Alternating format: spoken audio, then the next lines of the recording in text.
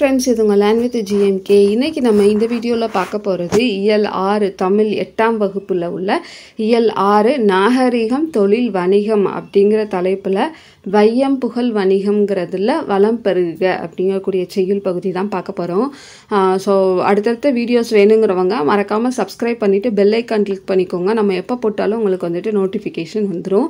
So உங்களுக்கு அடுத்த part video வேணும் அப்படிங்கறவங்க மறக்காம லைக் பண்ணிக்கோங்க. ஒரு 10 to 15 லைக்ஸ் வந்துருச்சு அப்படினா நம்ம அடுத்த வீடியோ வந்துட்டு போட்டுறலாம் உடனே. இப்போ வந்துட்டு நம்ம வளம் பெருகுக அப்படிங்கறது உள்ள முக்கியமான பாயிண்ட்ஸ்லாம் பார்க்கலாம். ஓகேவா? ரெண்டு செய்யுள் பகுதி பார்க்க போறோம். வளம் பெருகுக இதுல உள்ள சொல்லும் பொருளும் வந்துட்டு பார்க்கலாம். வாரி வாரி அப்படினா வருவாய் அப்படின அர்த்தம். எஞ்சாமை அப்படினா குறைவின்றி குறைவில்லாம அப்படினு சொல்லி அர்த்தம்.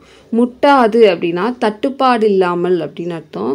ஒட்டாது அப்படினா வாட்டமின்றி வாட்டம் இல்லாமல் வாட்டமின்றி அப்படினு சொல்லலாம். வைகுக அப்படினா தங்குக அப்படின அர்த்தம்.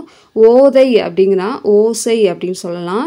வெறியி அப்படினா அஞ்சி அதாவது பயந்து அப்படினு சொல்லலாம். யானர் அப்படினா புது வருவாய் அப்படிங்கிறது அதோட பொருள். அடுத்ததா சில இம்பார்ட்டன்ட் பாயிண்ட்ஸ் பார்க்கலாம். தகடூர் அப்படிங்கறத இப்போ எப்படி சொல்றாங்கன்னா தர்மபுரி அப்படினு சொல்றோம். சோ தகடூர் தர்மபுரி ரெண்டுமே ஒரே ஊர் தான். தகடூர் நூல்ல சில பாடல்கள் வந்துட்டு புறத்திரட்டு அப்படிங்கக்கூடிய தொகுப்புலையும் என்னன்னா கிடைக்குது. சோ புறத்திரட்டு அப்படிங்கறதே தொகுப்பு நூல் தான். அதாவது நிறைய பாடல்களை தொகுத்து ஒரு நூலா புறத்திரட்டுன்னு சொல்லி வச்சிருப்பாங்க.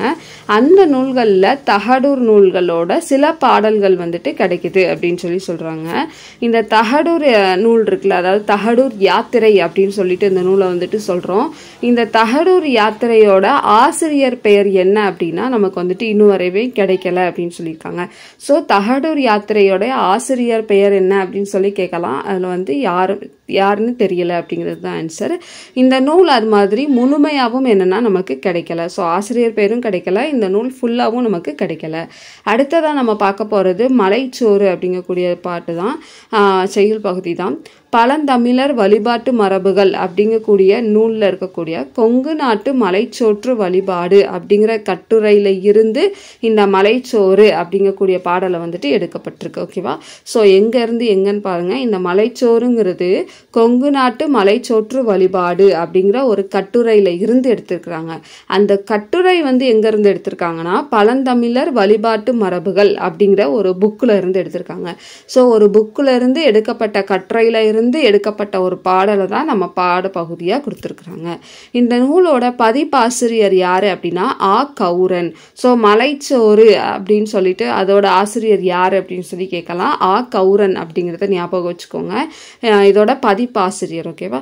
அடுத்து கனத்த மலை அப்படின்னா பெருமலை அப்படிங்கிறது பொருள். அவ்வளவுதான். சோ இதுல இருக்க இம்பார்ட்டன்ட் பாயிண்ட் மேக்சிமம் வந்து பாத்தீங்கன்னா இவ்வளவுதான். இதோட பாடல் வரிகள் எல்லாமே நம்ம முடிஞ்சா லாஸ்டா பார்க்கலாம். ஏன்னா பாடல் வரிகள் எல்லாமே நம்ம கொடுத்த நோட்ஸ்ல எண்டில் வந்து கொடுத்துருப்போம். பாடல் ஆசிரியர் யாரு, இந்த பாடல் வரிகள் என்னென்ன இருக்கு அப்படிங்கிறத நம்ம எண்டில் தான் கொடுத்துருப்போம். ஸோ முடிஞ்சா நம்ம வந்துட்டு லாஸ்டா பார்க்கலாம். அடுத்த வீடியோவில் நம்ம பார்க்க போறது கொங்கு நாட்டு வணிகம். அதுதான். ஸோ அது வந்துட்டு ரொம்ப பெரிய டாபிக். அதனால வந்துட்டு இந்த வீடியோவில் என்னால் சொல்ல முடியல. ஸோ அடுத்த வீடியோவில் வந்துட்டு நம்ம அந்த லெசனை வேணா ஃபுல்லாக கம்ப்ளீட் பண்ண ட்ரை பண்ணலாம். தேங்க்யூ.